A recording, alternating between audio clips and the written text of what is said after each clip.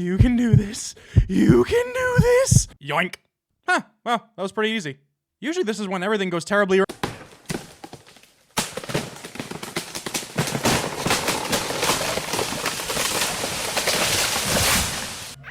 Oh god. Scarecrows, why did it have to be scarecrows?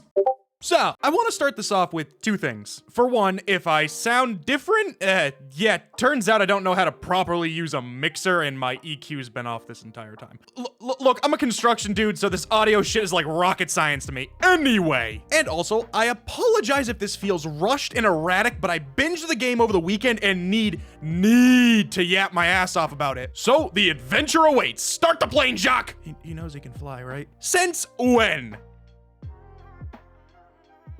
All right, I can't lie and say I wasn't immensely skeptical of how, just how you intend to tell an Indiana Jones story through a game, in a first-person game, no less. I mean, it's nearly impossible to replicate the wonder and adventure of the original 3 movies, and at best, I was hoping maybe, just maybe, they would land somewhere around Crystal Skull in terms of story moments and overall immersion, just to level set myself and prepare for disappointment. But I was wrong. Indiana Jones and the Great Circle somehow, fucking somehow, manages to wrangle the wonder of Raiders, the intensity of Temple of Doom, and the magnitude of The Last Crusade all into a single 14-hour first-person experience, and I am shook, I tell you. Shook. I can't even describe it to you. I launched the game in such a skeptical state, like, here we go, another entry in the Indiana Jones IP that's gonna be mediocre at best and take me further from the joy of the original Raiders. Then cut to myself 12 hours later chasing every lead, frantically searching through my notes to solve a puzzle, and cracking Nazi skulls with every instrument I could find. No pun intended? Call this a beatdown chord, bitch. Hiya! But seriously, this level of immersion in a story is something I haven't experienced for a while. Literally, the game just shoves a leather jacket and a fedora on your head and says, it's your time, buddy, go get 'em. And that's freaking spectacular. I'll try to do my best here and only show minor or unimportant parts of the game because I really don't want to spoil anything, but here we go. First and foremost, I need to get this out there. Like a Bond villain to 007, Voss hits every point as an antagonist to Indy. On one hand, a complete Nazi set on his own morals and goals, believing the archaeological find of the Great Circle can aid Hitler and the Nazi Empire, while on the other hand, every time you interact with him as Indy, he seems to be reaching out in an effort for collaboration between one archaeologist to another. At multiple points throughout the story, you see Voss degrade and manipulate other characters he deems lesser than him, but when it comes to Indy, he talks with a weird amount of admiration and respect as peers. He is constantly trying to extend a hand in an effort to get Indy to share his findings and discuss together what the Great Circle is and its significance to the world, while at the same time us as Indy knowing this is not something he would ever do or accept, nor did he ever. This movie was a direct-to-video knockoff and I am prepared to die on that hill. Voss really takes me back to Belloc from Raiders in the way that while Indy and Belloc were clearly on very opposite sides of a coin, there was that mutual love of the ancient world between them, and Voss, like Belloc, is eager to get Jones's interpretation. And while Voss is far and away the standout villain of the story, and a fucking amazing one at that, I think at the very least I need to mention Victor Gantz. I believe he was the Wehrmacht colonel of the Nazi regime. I don't really know what his title was off the top of my head. Well, he is definitely more of an enforcer for Voss in the later portion of the game, as Voss pulled off some of the best manipulation I have ever seen from a villain in recent memory. When Gantz is on screen, he completely takes over the room. There's just something about a manic, overconfident Nazi villain that just hits all the right places. You can't help but stare at his antics all the while waiting for that glorious moment to absolutely beat his face in. And that's just the villains. On Indy's side, we have Gina, Nawal, Father Antonio, and an entire cast of characters you meet that are all just so amazing. I do want to mention this while we're here, but the voice actors' performances, oh my god, they were fantastic. Especially Troy Baker as Indy. I'll be dead honest, I thought they AI'd Harrison Ford's voice into the character because somehow Troy manages to embody that childhood excitement Indy gets when explaining some massive mystery or the dry, awkward comedy at the perfect moments. Now, this is gonna be hard. I don't want to spoil the story going too far into detail, but I'll give you a rough synopsis as best as I can. Essentially, an artifact is stolen from the college museum, and you know how Indy is about his artifacts.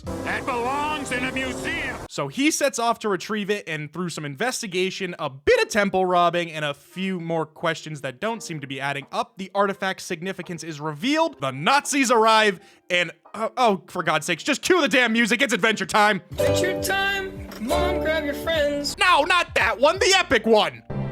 There we go.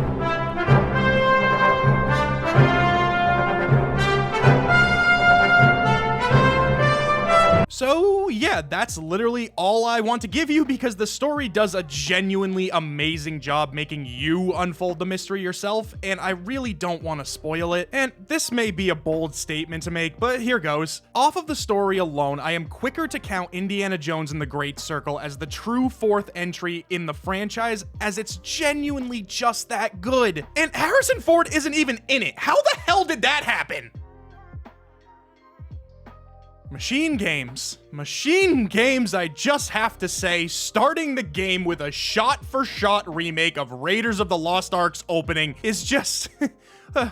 Thank you so much. For God's sakes, talk about a hook. One of the most iconic scenes in the entire franchise, and you're telling me I get to play it? Me? Give me that fedora, let's go.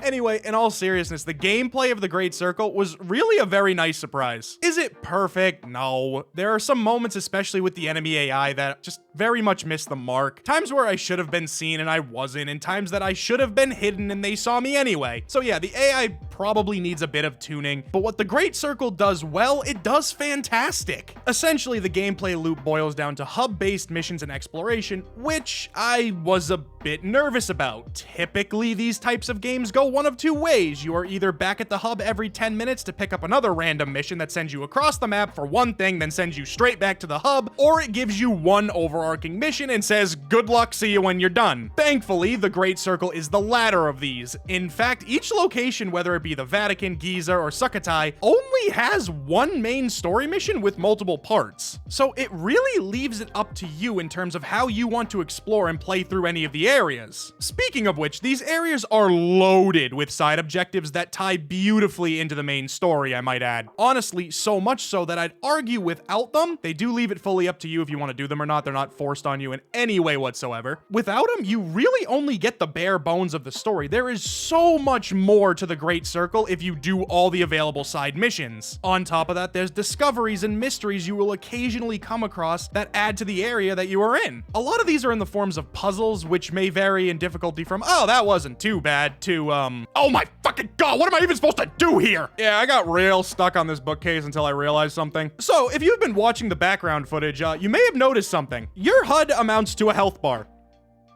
That's it. There's no mini-map, no directional help, no nothing. Just that Jones is alive. Well, most of the time. Everything, and I mean everything, is in your journal. Here you find your map, which you literally have to pull out and look at to figure out where to go and where you are. All of your field notes land here, each of which can be inspected for clues and combinations that you will need throughout the main and side missions. And that's freaking amazing. You literally have to be an adventurer. The game isn't going to just hand you the answers or tell you exactly where to go. You have to study your notes and every piece of information that you pick up like a true archaeologist. And at first, it took some getting used to, I won't lie. I'd get stuck somewhere with no help or tips from the game and genuinely not know what to do. But after a while, whenever I was confused or unsure what to do next, or if I felt like I was stuck in a given situation, I'd flip open the journal and scan through everything I had. And sure enough, the answer was there. And that level of immersion, I really can't describe. We all do it in every other game. You pick up a note and immediately store it or put it back down and pay very little mind to it if you even read it at all. But no, everything I picked up in the Great Circle, I would read thoroughly for clues and information relevant to the situation I was in. It was such a great way to get the player to create their own real adventure,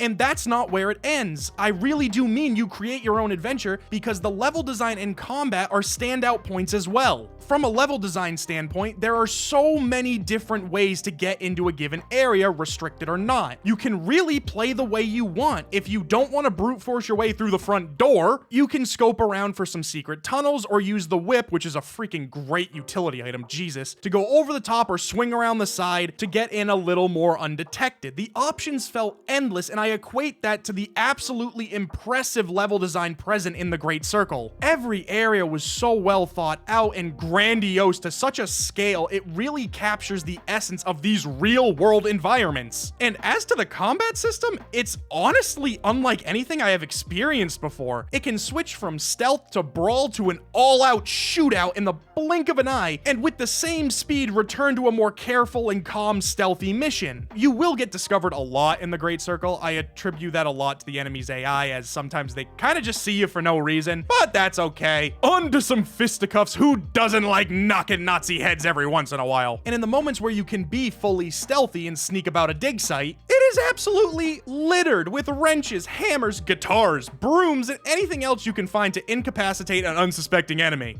Okay, I think you were going for he's just knocked out, but nah, that's a sledgehammer, dude. He's double dead. And something worth mentioning, as there is an abundant amount of items to utilize, the breaking system of the weapons is heavily important to how you go about stealth. Some weapons will be good for 2 to 3 enemies, and some break the first time you use it, which makes you consider, if you have 2 enemies in an area, but you broke your weapon knocking out the first guy, do you just jump the other guy and lay an absolute beatdown, risking being discovered by the rest of the camp? Or do you try to move the body of the first guy you knocked out, find a new weapon, and remain in stealth for the second guy? The combat loop was a ton of fun. At moments, yeah, it felt a little unfair, but the game heavily leans towards realism in physical terms, so trying to take on 5 to 7 enemy soldiers with your bare fist is probably not gonna happen, especially with the limitations of the stamina bar. Also, in terms of realism, when it comes to platforming, climbing, or exploring some given tomb, you do move very slow, which, yeah, I get if they're going in that direction, because Indy isn't some superhuman, so climbing up a 30-foot wall with just a whip is gonna take him a minute, which, Jesus, I haven't even talked about the platforming. Crap. Okay.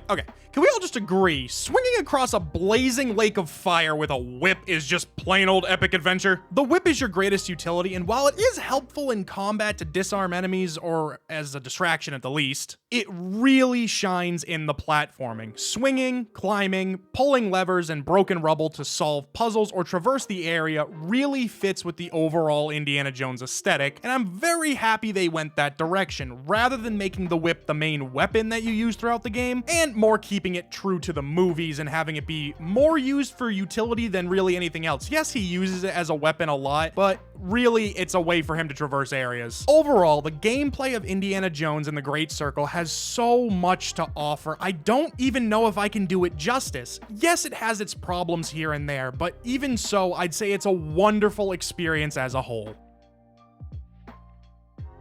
Look, the game's gonna suffer a bit in replayability, but let me try to explain what I mean here. It's not devoid of replayability, but at the same time, it's not really chock full of it either. Hear me out real quick. So, in all honesty, the only option you have is to replay the game on a higher difficulty, or just solely upping the puzzle difficulty. In that regard, you would just play the same story over, but the enemies discover you a little bit easier, and the puzzles essentially get bigger and more complex, which is great if you want that, but in all reality, you're just playing the same game again, and if you knew how the puzzles worked originally from the first run, they are easier to figure out even with a higher difficulty scaling. So yeah, that's unfortunate, but not all hope is lost for replayability. Where it does have quite a lot to offer is after the ending. Here, the game allows you to go back to the previous areas and do all the things you missed, and holy shit, did I miss so much on the first playthrough. There is a ton of side missions, mysteries, and other hidden areas for you to go back and explore. There is also this giant vault that itself is a puzzle, but you need to find all of the lost artifacts to open it, which is taking me a hell of a long time to find, because again, the game doesn't tell you where anything is. No, literally, doesn't tell you anything. You have to go find it. You have to be the adventurer, and you have to unravel all the clues and information you find to get everything the game has to offer, or that has hidden itself throughout the different areas. If you just charge through the story missions alone, I believe the game is roughly 10 to 12 hours long, but just from what I've missed and going back to the first area, I can easily say there has to be an additional 20 to 25 hours of content here for you post-story, which is awesome and wildly unexpected. I was fully prepared for the game to just drop me back in the main menu once the credits rolled, but nah, time to go find everything I missed, I guess. So yeah, replayability in terms of the main game may be limited. Honestly, I want to play through it at least one more time to do a few things differently, but aside from that, it makes up with the extras and it leaves it up to you if they're worth your time. For me, I'll be in the dig site for the next couple of weeks, gots to find me some artifacts for the museum. So I guess at the end of the day, the real question is Indiana Jones and the Great Circle worth $70? And I can't believe I'm saying this. Yes, for the first time in a while, I truly believe this game is worth its full MSRP, and I would strongly urge you to play it. However, if $70 isn't something you can shell out at the moment, I understand that. Honestly, games getting this expensive makes it very hard to give any form of reasonable recommendation, because $70 is a lot of money at the end of the day. So yeah, if $70 just isn't in the budget for a game, I would strongly recommend that if you see it on sale at some point in the future for a more reasonable price, to pick it up. You won't be disappointed. For me, I paid $69.99 for Indiana Jones and the Great Circle, and I am currently sitting around 30-ish hours of enjoyment, and I still have 2 whole areas to finish and a ton of artifacts to find. So for me, I paid about $2.33 per hour of enjoyment thus far. Yeah, that's kind of a lot, I'm not gonna lie. But I enjoyed myself so much, I think I'll just eat the cost this time. Not every game is going to be the greatest deal in the world, and I honestly can't say I regret spending the $70. Look, in this case, I'll leave it to you. If you love the Indiana Jones IP, then yes, I think the game is worth the $70 price tag. If you have never seen an Indiana Jones film, or have no idea about the franchise in general, which I'm just finding out my friend has only ever seen Crystal Skull— Get back here, boy, we have a movie marathon to get done. Then I'd say wait for it to go on sale. It's not like the game's going anywhere. Also, wish I looked into this earlier, but I have been informed that the game has some scary recommended specs on the Steam page. Recommending a 3080 Ti is just nuts in my opinion, but from the few people I have asked, they haven't run into any major performance issues even with 2nd gen cards, so that's good at least. Well, that's about it from me. Sorry if this was erratic and rushed. I made it on the fly since it wasn't a part of the pre-made 10 I made when I made the channel, and I couldn't help myself. I really wanted to talk about it just so damn bad. So if you enjoyed your time, like the video if you want, or if you think I'm insane for recommending a $70 game, tell me. Always love reading the comments on these videos. So yeah, I'm gonna put my fedora back on and get to archaeological digging to uncover the secrets of the ancient world for all the citizens to see. Yeah, totally. See ya.